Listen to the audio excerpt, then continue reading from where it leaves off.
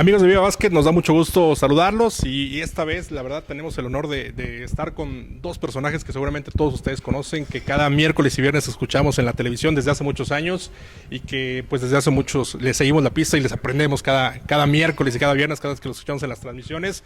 El señor Álvaro Martín, el coach Carlos Morales, que están de visita aquí en México, precisamente para este partido, ¿no? El NBA Global Games en la Ciudad de México, Celtics frente a Kings, una vez más aquí en la Arena Ciudad de México, y pues nos da mucho gusto saludarlos. Álvaro, coach, platíquenos cómo están en la Ciudad de México, que regularmente los recibe bastante bien, ¿no? Muy bien, pero creo que antes que nada hay que celebrar contigo el 25 aniversario del aniversario de plata de Viva Básquet. Yo todavía conservo algunos de los ejemplares impresos que tú me mandaste hace como, no sé, 20 años.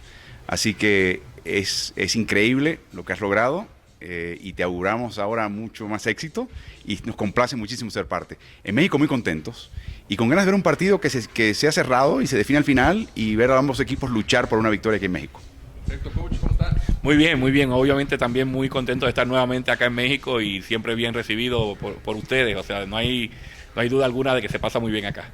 Oiga, yo quisiera preguntarles, porque regularmente cuando hay conferencias con ustedes, el tema siempre va en los equipos, cómo están, cómo ven la NBA, pero hoy quisiera platicar más de ustedes, de cómo es su trabajo, porque seguramente muchos de los aficionados que los siguen, que los ven cada vez que hay partidos en la NBA, pues no saben cuál es su vida detrás del micrófono, más bien en la parte de cómo preparan un partido, qué los apasiona. Platíquenos un poquito, Álvaro, cómo vives un partido, cómo te preparas, por ejemplo, para en la Ciudad de México, que es en otra ciudad. Sabemos que en la arena se vive distinto, obviamente, que narrarlo en un estudio, ¿no? Platíquenos un poquito lo que viven ustedes. Bueno, usualmente no estamos usualmente en la sede de los partidos, a veces sí, pero la preparación no cambia. La ventaja hoy, y sobre todo en México, es que no hay prensa americana, no hay prensa estadounidense de habla inglesa, por lo tanto, estoy seguro que vamos a hablar hoy con Divac, con Danny Ainge, quizás con Brad Stevens, con George Karl, y vamos a poder confesarlos como rara vez pudiésemos hacer en una final de NBA, en un playoff. Esa es la gran ventaja para mí que tiene México. La preparación es continua. Sabes que en 2 semanas tienes un partido de X equipo, ya empiezas a ver partidos de ese equipo cuando aparecen en televisión antes y te empiezas a preparar. Por ejemplo, yo sé que Carlos ya vio el partido de Dallas y Sacramento. O sea, cuéntale en qué consistió ver el partido. No, obviamente la preparación comienza, por lo menos desde un punto de vista mío, que soy el analista, ¿no? Tengo que tratar de entender qué es lo que está tratando de hacer cada equipo. Entonces la preparación comienza de esa forma, viendo el partido como si fuera uno un coach. Y tuvimos la oportunidad de ver un partido en el que Dallas le saca 14 puntos de ventaja a Sacramento en el primer cuarto y ya en el tercer cuarto Sacramento le había sacado 14 puntos de ventaja, o sea que hubo un virazón de 28 puntos. Entonces, por ahí fue la cosa, la preparación para ese partido. También tuve la oportunidad, viviendo en Orlando, de ir a ver a Boston Celtics jugar en la arena en Orlando. Perdieron ese partido ampliamente, al día siguiente juegan en Miami. Da la casualidad de que siendo un back-to-back, partidos de noches consecutivas, ganaron ese partido, ese lo vi por la tele. Entonces, uno no solamente trata de leer las estadísticas y lo que se escribe de cada equipo, sino verlos jugar. Para eso ayuda mucho también tener el pase de la NBA, porque nos pasamos cambiando canales. Una cosa interesante que yo trato de hacer cuando estoy en mi casa es que tú sabes que los partidos comienzan escalonados, ¿no? Hay un par de partidos a las 7 de la noche, un par de partidos a las 7:30. Bueno, yo comienzo con el primero y voy moviéndome a los otros partidos. Ya casi nunca puedo ver el partido completo a menos que no sea algo que me interese. Por ejemplo, ese partido de Dallas y Sacramento lo vi completo, pero lo que uno hace es que ve un poquito de cada uno de los equipos para poder entonces entenderlo mejor. Y en mi caso también es, desde el punto de vista de jugadores técnicos, es los tópicos relevantes y sobre todo tópicos que no hayamos repetido, que ya hemos hablado de ese tema, tratar de traer algo nuevo y fresco. Lo único que hay que recalcar, y estoy seguro que hablo por Carlos también, es que somos unos privilegiados, en el sentido de que estamos en casa viendo básquet y el que quiere ver otro programa le decimos, no, un momentito, estoy trabajando, me están pagando por esto. Te das cuenta que no hay muchas personas que están en esa posición y eso es algo que nunca olvidamos y perdemos de vista, somos unos verdaderos privilegiados. Oye, Álvaro, ¿cuántos años ya en NBA, bueno, narrando NBA? ¿Alguna vez nos platicaste tu historia para Viva Básquet? ¿Cómo fue que llegaste a narrar de repente? Pero ¿cuántos años ya con ESPN? Yo empecé a narrar NBA en el año 92. La primera final que hice no fue con ESPN, fue en la radio de Nueva York, los Knicks, en su final contra el equipo de Houston. Y desde entonces, narrando NBA con muchísimo gusto y fina voluntad. Yo comencé en febrero del del 2000, o sea que en febrero ahora cumplo 16 años.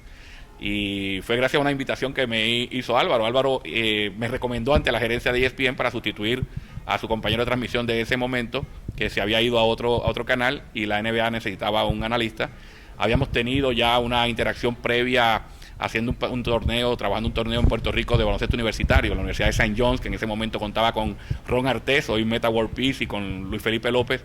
Fue a Puerto Rico a un torneo precisamente que auspiciaba la universidad de la que yo era director atlético, y entonces él me reclutó para que fuera el analista en aquella ocasión. Hicimos buena química y cuando se dio la oportunidad me recomendó, así que desde febrero del 2000 estoy trabajando en ESPN. Oigan, y algo que es muy importante en una narración es esa química de la que hablaba el coach, ¿no? Y creo que ustedes lo transmiten, el que se entienden. De repente hay muy buenas discusiones también entre ustedes, diferentes puntos de vista, pero el que puedan llevarse bien es clave en una narración. Y fue desde un principio. Fue lo que noté en la transmisión aquella en Puerto Rico en la radio. La preparación de Carlos es excelente, es una enciclopedia de básquet. Me ayuda porque yo no conozco de básquet. Yo no estoy capacitado para decirte exactamente con gran finura lo que está pasando en cancha, pero tengo a alguien que me corrige si hace falta y me explica, y mi labor yo la veo como yo represento al televidente, que quizás no sepa de básquet, y tratar de sacarle a él lo que él tenga para ilustrar cosas. Pero la química estuvo ahí desde un principio y no ha cambiado. Y te diré que disfrutamos la compañía cuando no estamos trabajando también. O sea, que no es cuestión de que terminamos y cada cual se va para su casa. Así que ha sido algo muy bueno en mi vida, que disfruto y valoro muchísimo. Bueno, sin lugar a dudas, él dice que yo soy su maestro en el básquetbol, pero en lo que es todo lo que es lidiar con los medios, específicamente en la televisión, él ha sido mi mentor, ¿no? Y entonces, pues sí, hacemos una buena combinación en ese sentido, y como dice él, la pasamos muy bien también fuera de cámara. Yo creo que eso hace que podamos ser amigos que tienen discusiones o sea, si tú tienes un amigo, por ejemplo, y estás en cualquier pub o en cualquier sitio viendo un partido, empiezan a discutir porque él tiene un punto de vista distinto al tuyo. Nosotros lo hacemos en cámara sin problema alguno. Oigan, ¿recuerdan algún partido que los haya marcado, alguna narración? Si no me equivoco, estuvieron en la pelea de los Pistons contra los Pacers. ¿Algún partido que los haya dejado marcado, algún hecho? Bueno, hay muchos, y sobre todo partidos entretenidos y memorables para nosotros. Te diré que uno de ellos fue aquí en México, la pretemporada de San Antonio y Clippers. Ese cierre de partido, de nuevo, el haber estado acá presentes, pudimos captar lo que estaba pasando entre el cuerpo técnico de San Antonio y Manu, y le decimos al camarógrafo, empieza a captar eso, y cuando salgamos de la pauta comercial, pasemos esa imagen.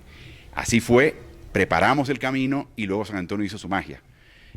Son momentos como ese que uno recuerda, ¿no? Que tuviste ahí, pudiste hacer algo, pudiste contribuir y el momento fue mágico. Pero hay muchos, francamente, sí. No te podría decir ni siquiera mi lista del top 10, porque tendría que sentarme y hay muchos candidatos. Bueno, yo también tengo muchos momentos que para mí han sido importantes y como dice Álvaro, se mezclan todos. Te voy a decir el menos favorito para mí, lo acabas de mencionar. O sea, algo que causó revuelo realmente y que me dejó impresionado negativamente fue esa pelea de Detroit Pistons e Indiana Pacers, porque fue algo que se salió totalmente de proporción.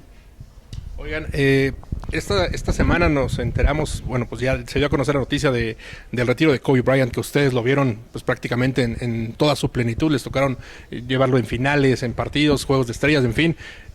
¿Qué legado deja Kobe Bryant? En su opinión, ¿qué es lo que deja Kobe Bryant? ¿Cómo se va de la NBA Kobe Bryant? ¿Y qué va a hacer la NBA sin Kobe Bryant? Bueno, precisamente pues, hablábamos fuera del aire, Álvaro y yo, que quizás algunas personas pueden pensar que el Kobe Bryant que conocimos ya hace 2 o 3 temporadas que no ha estado, ¿no? Porque ha estado lastimado y demás. Sin embargo, yo creo que Kobe Bryant pasa a ser un hito histórico, o sea, uno de los mejores jugadores en la historia de la liga. Si está entre los mejores 10 o no lo está, pues va a ser debatible dependiendo de los gustos, pero sí está por ahí, está ahí arriba. También está en la conversación para el mejor Laker de la historia, y eso es mucho que decir porque los Lakers han tenido jugadores históricos, Hall of Famers obviamente, jugadores que están en el Salón de la Fama, jugadores que coincidieron en equipos y están en el Salón de la Fama. Así que Kobe, pues obviamente ha sido ha roto barreras de cierta forma, jugador que salió de la high school directamente, de la prepa directamente a jugar en la NBA, ya eso no se da, y siendo un jugador de la prepa pues tuvo ese éxito que haya tenido, ¿no? Así que deja un legado, sin lugar a dudas. ¿Dónde ponerlo en su justa perspectiva? Pues cada cual lo pondrá, pero yo creo que es un jugador histórico y que la NBA lo va a echar de menos.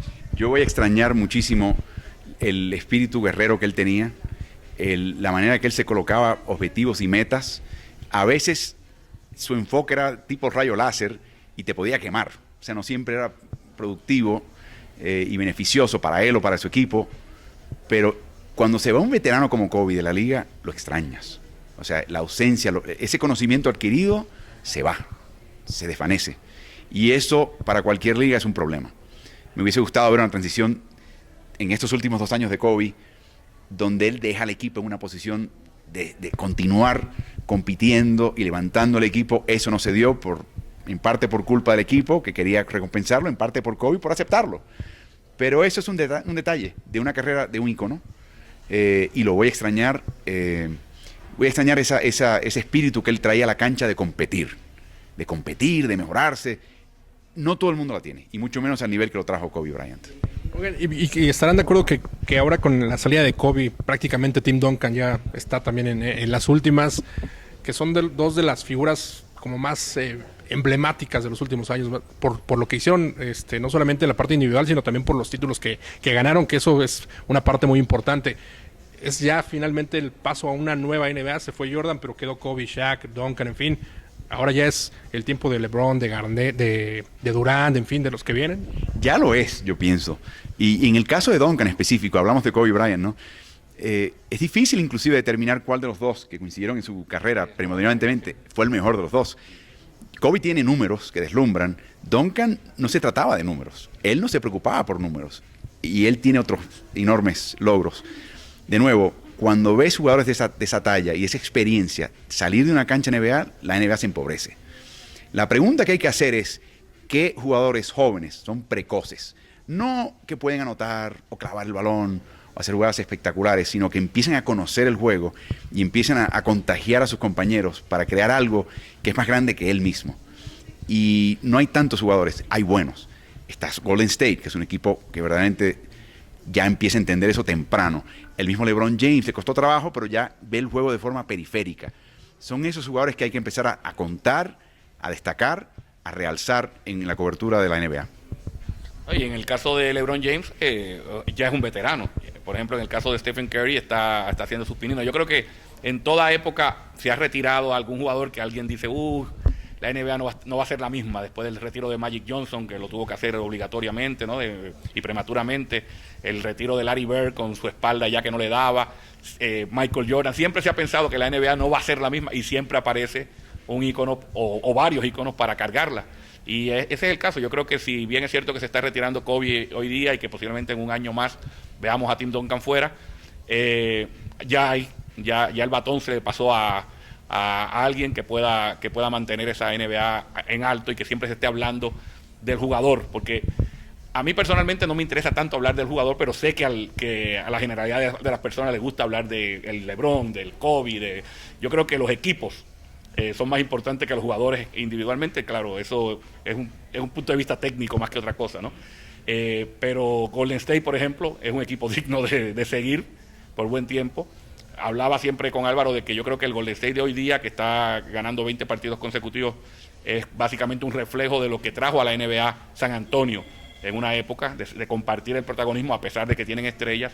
Y esa es otra forma quizás de levantar el producto. Pero estrellas como tales, que el fanático común se puede identificar con ellos, siempre la va a ver.